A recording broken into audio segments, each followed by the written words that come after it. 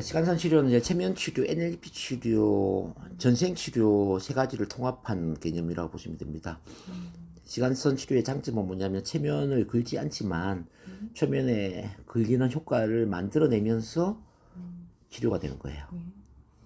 그러니까 이제 체면을 긁지 않지만 어떻게 해서 체면에 긁리는 효과를 만들어내느냐. 그러니까 시간선을 유도를 하고 시간선을 비행을 하고 그리고 어떤 현재 문제의 최초 원인에 해당되는 사건을 찾는 과정을 통해서 그냥 자연스럽게 체면에 들어가요. 체면이라는 거는 집중 몰입을 하는 과정이라는 건 아시죠?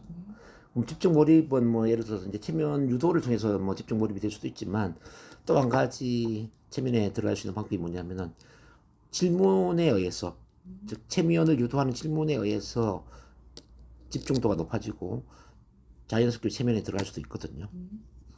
자, 예를 들어서 이제 이런 질문을 한번 던져볼게요. 혼자라는 느낌이 언제부터 시작이 되었을까요? 이게 태어나기 이전일까요? 이후일까요? 이렇게 질문했어요. 그럼 혼자라는 이 외로움에 대한 느낌이 태어나기 이전일까요? 이후일까요? 라는 그 질문에 대한 답을 생각하는 순간에 내 눈에는 집중이 되겠죠? 그럼 또 이렇게 제가 이야기하거든요. 요거는 내용을 가지고 찾는 게 아니에요. 그냥 느낌을 가지고 찾아가는 거예요. 직관적인 느낌. 자, 이 무의식은 직관적인 느낌을 가지고 소통을 할 수 있는데 우리가 무의식이 태어나기 이전의 기억뿐만 아니라 태어난 이후의 기억, 또 엄마가 뱃속안의 기억, 이 모든 기억을 저장하고 있다는 거 이해를 한다면은 우리가 내용을 배제하고 그냥 직관적인 느낌을 믿고 신뢰하고 한번 가볼 수 있을까요? 그런 점에서 태어나기 이전일까요? 이후일까요? 이제 묻는 거지. 그럼 이제 어떤 느낌은 느낌상 왠지 모르겠지만은 태어나기 이전이라는 생각이 들 수도 있고 또 엄마 뱃속안이라는 생각이 들 수도 있고 뭐 그래요. 근데 그렇게 계속 질문하다 보면은 나도 모르게 그냥 체면에 들어가는 거죠. 아마 이미 지금까지 저랑 작업을 세션을 하면서 아마 그런 느낌을 많이 가졌을 거예요. 뭐 제가 체면적인 질문을 많이 했으니까. 근데 시간선 치료는 이제 그런 과정을 통해서 어쨌든 직관적인 느낌으로 최초 사건을 찾아가고 그 문득 떠오르는 어떤 그런 또 뭐 전생의 기억이나 혈통성의 기억이나 또 엄마 뱃속 안에 있는 기억이나 그 기억을 가지고 치료를 하는 거예요. 근데 이제 일반 NLP는 체면은 주로 이제 내용 중심의 치료를 했다면 요거는 내용보다는 과정 중심의 치료다 보시면 된다. 즉 내용은 뭐 확실하게 몰라도 괜찮다라는 거죠. 그냥 단지 전생에 이런 사건이 있었던 것 같아. 또 혈통상에 우리 엄마가 이런 삶을 살았던 것 같아. 또는 우리 외할머니가 이랬던 것 같아. 좀 흐릿한 기억일 수도 있어요. 뭐 대충 뭐 외할머니가 어릴 때 뭐 엄마 없이 저 엄마를 잃고 뭐 길을 잃고 뭐 좀 고아처럼 이렇게 살았던 기억이 있는 것 같아. 뭐 그럴 수도 있잖아요. 뭐 그 정도 해도 뭐 상관없어. 근데 그 정도 기억을 가지고 좋아요. 이제 그 사건의 시간선 위로 올라가겠습니다. 좋아요. 그 시간선 위에서 자 교훈을 한번 찾아볼게요. 자, 그 외할머니가 엄마를 잃고 길을 잃었던 그 사건이 현재의 내 삶에, 내 미래의 삶에 어떤 긍정의 영향을 줄 수 있을까요?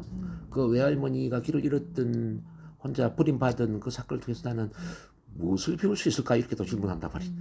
이렇게 이제 어떤 교훈, 그 사건에 대해 교훈을 찾게 되죠. 그 교훈을 가지고 그러면 외할머니가 길을 잃기 이전에 편안한 시간선 위로 이동을 한번 해보겠습니다. 편안한 뭐 5분 길을 잃기 5분 전이나 또는 1시간 이전이나 그것도 아니면 뭐 하루 또는 뭐 한 달 이전에 편안한 상황을 한번 와볼게요. 그 상황에서 미리 자 길을 잃을 걸 예상을 하고 그 교훈을 한번 생각해 볼게요. 앞으로 한 달 이후에 외할머니가 엄마로부터 길을 잃을 텐데 그런 과정을 통해서 자 내 삶에 또는 내 미래의 삶에 내가 배울 수 있는 교훈이 있다면 뭐가 있을까? 머리에 떠올린 거죠. 그 교훈을 그대로 가지고 그러면은 외할머니의 길을 잃는 그 사건을 한번 가봅시다. 지금 외할머니의 길을 잃고 있는 그 장면이 어떻게 느껴져요? 뭐 이런 구조로 이제 치료가 되는데 원리가 이런 거예요. 이제 아무리 끔찍한 영화를 보더라도 영화를 두 번째 보면 어떤 느낌이 들까요? 처음에 볼 때는 주인공이 끔찍한 사건을 당했어. 그럼 그 끔찍한 사건에 대한 어떤 두려움이나 뭐 또는 고통이나 아픔 이런 것들이 심하게 느껴지겠지만은 그걸 마지막까지 다 본 거예요, 영화를. 영화를 다 보고 나서 다시 처음으로 돌아와가지고 두 번째 그 영화를 본 거예요. 두 번째 본다는 이야기는 이미 영화의 결말을 다 알고 있는 거죠. 저 끔찍한 사건이 앞으로 여가의 결말이 어떤 영향을 주게 될까 이걸 아는 거죠. 그 상태에서 끔찍한 사건을 봤어요. 그럼 느낌이 어떨까요? 확실히 달라져. 그 끔찍한 강도가. 그리고 어떤 결론으로 나아가지 않을까 좀 편안한 마음이 편안하겠죠. 예를 들어서 이제 이것도 같은 거예요. 외할머니가 엄마 한테 길을 잃고 1시간 이상 뭐 길을 잃으면서 혼자 막 외롭게 막 길바닥에 버려졌어요. 자, 그 사건으로 인해서 자, 우리 선생님의 현재의 삶과 미래의 삶을 보니까 이게 혼자 버려지는 것은 굉장히 고통스럽구나. 그래서 나는 남아있는 삶을 혼자가 아니라 많은 사람들과 함께하는 정말 사랑이 넘치는 그런 인간관계를 중요시하는 그 일을 하며 살아야 되겠구나. 그래서 항상 내 주변에는 사람들이 많이 모일 수 있는 그런 일을 해야 되겠네. 사랑과 봉사를 하는 또는 강의, 치료, 상담.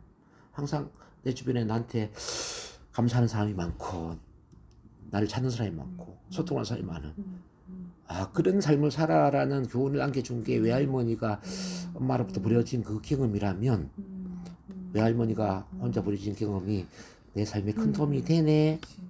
그 느낌을 가지고 외할머니의 길 잃는 걸 봤어요. 그 느낌이 어떻겠습니까? 기쁘죠. 다들 기쁘겠죠. 그런 원리예요. 그러니까 시간선 치료라는 게 이제 그렇게 해서 치료가 되는 건데, 그래서 이제 우리 선생님의 이제 최초 사건이 어디 있는지는 오늘 이제 탐사를 물론 해봐야 돼요. 그게 저번에 치료했던 뭐 해운대에서 엄마를 잃어버리고 혼자 해운대에서 뭐 첫날 치료했던 거 기억나시죠? 뭐 그 기억일 수도 있고. 근데 저 궁금한 게 있는데 이 지점에서요. 예. 제가 저의 내면을 들여다보는 작업에서 네. 우리에게 이제 예를 들어서 이제 외로움이라는 주제로 간다면 외로움과 관련된 핵심 사건들이 있어요. 그는 SEE, 그러니까 Significant Emotional Event. 그러니까 이제 정서적 의미 있는 사건이죠. Significant 의미 있는 emotional 정서적 이벤트 사건. 이제 이 의미 있는 정서적 사건이 하나만 있는 게 아니고 어떤 사람은 뭐 수십 개가 있을 수도 있어요. 자, NLP 치료나 체면 치료의 기본 원리는 이 핵심적인 사건을 다 치료를 하는 거예요. 하나씩. 근데 시간선 치료의 기본 원리는 뭐냐면 다 치료할 필요가 없어요. 그것의 가장 근본적인 최초의 원인을 찾아 치료를 하는 거지. 최초의 원인을 찾아 치료했는데 그 모든 정서적 사건들은 치료되는 효과가 없는 거죠. 10가지를 다 치료를 안 한다 하더라도. 이게 이런 원리예요. 나무를 죽이는 방법이 나무 둥지를 계속 잘라서 죽이는 방법도 있겠지만은 뿌리를 잘라버리면 어떻습니까? 그 위에 둥지를 자르지 않더라도 나무는 그냥 죽어버리겠죠? 우리 심리치료 효과도 마찬가지예요. 핵심적인 사건을 다 치료를 안 한다 하더라도 최초의 근본 원인을 치료하는 순간 그 이후에 모든 핵심적인 사건을 다 치료가 되는 효과가 나오는 거죠. 그래서 이제 이 시간선 치료가 아주 강력한 치료 효과가 나오는 건데 일반 심리 치료가 서울에서 부산까지 걸어가는 효과라고 비유를 해볼게요. 서울에서 부산까지 걸어가는 거예요. 자, NLP 치료나 체면 치료는 서울에서 부산까지 비행기를 가는 효과라고 비유를 해볼게요. 이것도 굉장히 효과적인데 시간선 치료는 서울에서 부산까지 로켓을 타고 가는 효과다. 이렇게 본다면 어떨까요? 그러면 궁금한 게 있는데요. 네. 그럴 것 같거든요.